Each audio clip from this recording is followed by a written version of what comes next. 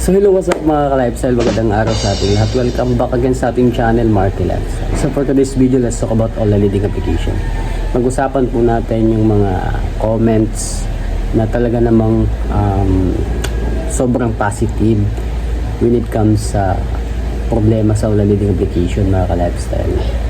Pero bago ang lahat mga ka-lifestyle, once again, if bago ka pa lang sa aking channel, napadaan ka lang, please do like, share, subscribe, and then pakihit na rin yung notification bell. Nang sige, notify po kayo sa susunod ng mga interesting video na ina-upload po natin. So kung napapansin nyo mga ka-lifestyle, napakaraming mga nagbibigay na kanilang statement, testimony, opinion, or yung mga na-experience nila sa comment section ng mga videos natin.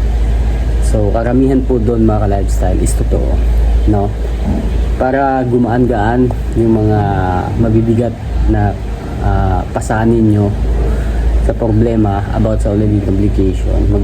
Pwede nyo basahin yung mga ilang comments na nagbibigay talaga ng motivation na lumaban pagdating sa problema sa online leading application, na talaga namang sobrang positive talaga and totoo galing po sa kanilang mga karanasan, dahil sa bigat na naramdaman nila dati. Share nila yung paano nila ginawa, kung bakit naka-recover sila sa stress dala ng online leading application. Merong mga nagbibigay ng testimony na 8 years na daw, merong 5 years, 7 years, but still wala namang nangyari, hindi naman siya nakulong, So, pero mga ka-lifestyle, sana po yung mga online leading application na maliliit lang, halimbawa 1,000, 2,000, 500, kung kaya naman nating bayaran, pwede po nating bayaran yan, kasi malaki din naman kasi yung naitutulong ng mga ganitong klaseng financing, di ba? Madali nating takbuhan. Yun nga lang mga ka-lifestyle, if nadyo ka na ng ilang days sa pagbayad, then nagbayad ka, then gusto mong mag-reloan, hindi ka na makaka-reloan. Yun kasi kadalasan yung mga ano ba tawag doon, yun kasi kadalasan nangyayari, if meron ka ng kahit one day lang, meron ka ng bad credit history kaagad sa kanila, That's why make sure na kung gusto nyo talaga yung apps na yan, yung OLA na yan, dahil nagugustuhan nyo, sobrang baba lang ng interest, as much as possible, huwag kayong padidelay para maganda yung standing nyo, good standing nyo, para tumaas ng tumaas. Kasi meron talagang mga OLA leading application na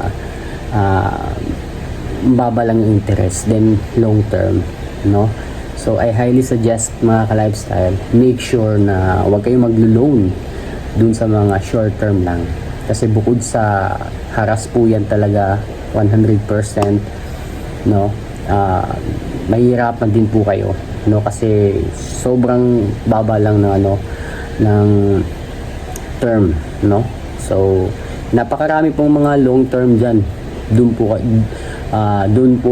niyo po ituon yung kung gusto nyo talagang mag-loan, Again, I know for sure this month ng December, napakaraming mga naghahanap ng mga online leading application na mautangan, especially yung mga middle class, ng mga tao na yung mga wala na talagang ibang choice. Alam ko napakarami, until now napakarami po.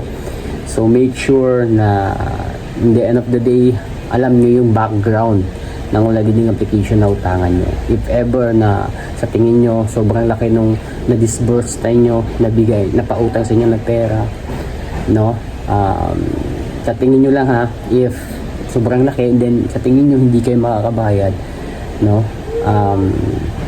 change nyo na kagad yung settings ng ng Facebook, or yun na nga, mag-advance na kayo sa mga contacts nyo, na magpa-remind na kayo na posible may tumawag sa kanila para hindi sila ma-shock, kasi yun talaga yung problema ng ibang mga biktima ngayon, yung mga contacts talaga Yun talaga yung mga na-stress, especially yung mga walang kalam-alam, hindi man lamang natin nasabihan na ginawa natin silang reference. Kahit yung iba hindi natin ginawang reference, alam naman natin na ganun talaga yung motive or gawain ng mga online leading application. Kahit hindi natin nilagay as a reference, tatawagan nila as long as nasa loob ng phone book natin nakasave yung mga contacts, no? So yun talaga yung posibleng nangyayari, mga ka-lifestyle. So again, make sure na kung gusto nyo talagang mag-loan sa mga online leading application, ingatan po natin yung mga contacts natin, yung privacy natin, no? Mga accounts natin sa social media, kasi papasukin po nila yan. Whether you like it or not, papasukin po nila yan.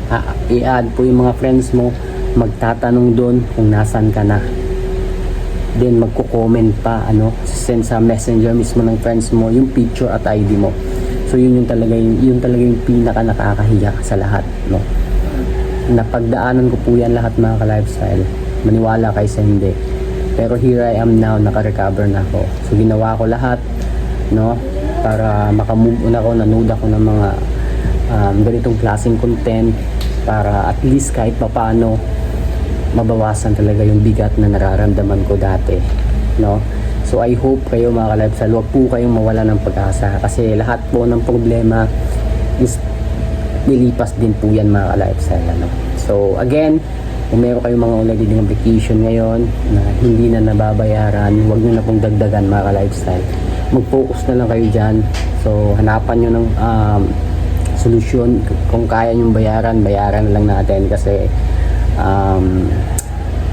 malaki rin naman talaga yung naitutulong ito. Pero kung wala talaga, and then sobrang hindi na makatao yung ginawa sa'yo, hinaras ka na ng sobra, alam mo na yung gagawin mo. Meron din tayong karapatan as a borrower, no? Wag po tayong hindi po dapat tapakan yung pagkatao natin ng mga taong bugok ng mga online leading application agent na yan, no?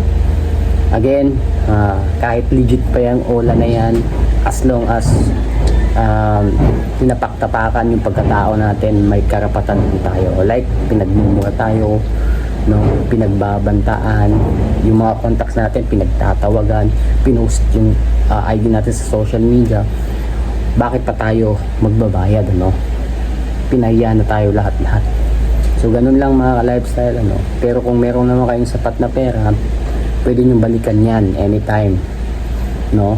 Then regarding dun sa mga nagbabayad ng principal amount, mag-ingat-ingat din po kayo, no? Kasi minsan po talaga hindi po talaga nagka-credit yung binabayad na principal amount lang ng mga borrowers ng online leading application, sasabihin ng online leading application agent, mag-credit din yan within 24 hours, pero wala, hindi na-credit.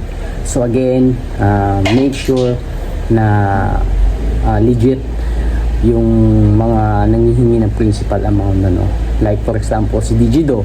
So si Digido po talaga, pag nagpapabayad po ng principal amount, legit po talaga siya, legit po. Pero yung iba hindi ko alam, hindi ko po talaga alam, hindi ko po sure, and then yung alam ko si Digido lang din yung mga nagbi-visit talaga. Other than that, wala nang OLA. So yun lang, mga ka-lifestyle, I hope kahit paano na-motivate ko kayo, nagkaroon kayo ng idea kung paano nyo i-handle yung stress dala ng online leading application. Ako gaya nyo, yung mga napipil nyo, sobra-sobra pa yan, times 2, times more than that one, mga ka-lifestyle, na feel ko dati. Yung during nagtatrabaho ako, grabe, mga bosses ko, mga ka-workmate ko, pinagtatawagan ng U-Peso, grabe talaga yun, grabe yung experience ko dun dati, So I hope huwag kayong mawala ng pag-asa, kasi gaya ko, lilipas din yan, mga ka-lifestyle. So yun lang, mga ka-lifestyle, peace.